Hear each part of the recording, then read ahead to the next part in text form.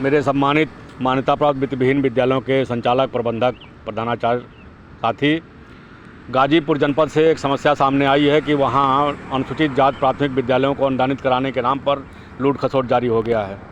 ऐसा कोई भी प्राविधान इस समय नहीं है कि अनुसूचित जाति प्राथमिक विद्यालय अनुदान सूची पर लिए जाएं या उनके अध्यापकों को सरकार वेतन दे।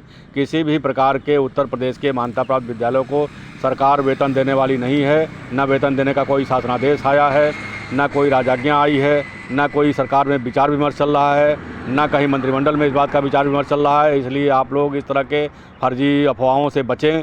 आपको केवल क्षतिपूर्ति मिलेगी, क्षतिपूर्ति की लड़ाई आपको लड़नी पड़ेगी।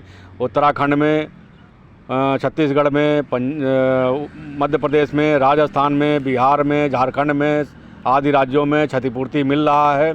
वह 1000 रुपये से लेकर 1893 रुपये प्रति बच्चे प्रति माह की क्षतिपूर्ति मिल रही है। आप जितने बच्चों को पढ़ाएंगे उतने बच्चों के हिसाब से आपको सरकार को, भारत सरकार को क्षतिपूर्ति देना होगा। उस क्षतिपूर्ति की लड़ाई आपको लड़नी है। क्षतिपूर्ति जो मिलेगी उससे आप अपने अध्यापकों को प्रबंध समितियों के माध्यम से वेतन, एक सम्मानजनक वेतन, सम्मानजनक मानदेय दिलाएंगे। यही इस समय की व्यवस्था है और इसी व्यवस्था के अनुसार आरटी एक्ट की धारा 12(2) और 12(1)(c) के अंतर्गत आपको लड़ाई लड़नी है और उस लड़ाई को लड़ करके क्षतिपूर्ति का भुगतान कराना है। राजकीय सहायता प्राप्त परिषदीय विद्यालयों में जितना रुपया प्रति बच्चे प्रति माह खर्च कर रही है सरकार, उतने रुपए प्रति बच्चे प्रति माह आपके विद्यालयों को मिलना चाहिए। उसी का संघर्ष आपको करना है, उसी के लिए लड़ाई आपको लड़नी है, उसी के लिए आवाज़ आपको उठाना है और वही पैसा आपको मिलना है। बाकी अनुदान के नाम पर, वेतन के नाम पर अगर कोई धनराशि की मांग आपसे करता है तो नाजायज़ है, वो फर्जी है। उसे लेने देने की आवश्यकता नहीं है, किसी को भी 1 रुपया देने की आवश्यकता नहीं है।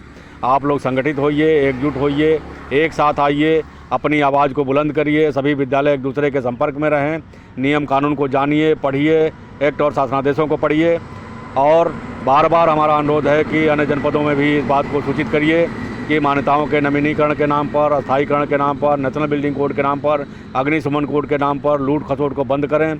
किसी प्रकार के बहकावे में ना आवें, किसी अधिकारी के उसमें ना आवें।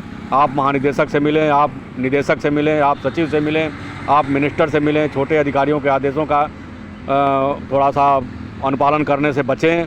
केवल आपको जो करना है वो करें, शैक्षिक गुणवत्ता बढ़ावें और कहीं से भी कोई समस्या आवे तो हम लोगों तक पहुंचावें, अवगत करावें। हम लोग उसका समाधान बताएंगे, आपकी समस्याओं के लिए संघर्ष करेंगे। संगठन के साथ जुड़ें। उत्तर प्रदेश बेसिक शिक्षक संघ आपके हर कदम पर आपके साथ है, आपके बचाव के लिए हर कदम पर आपके साथ है। आप एकजुट होइए।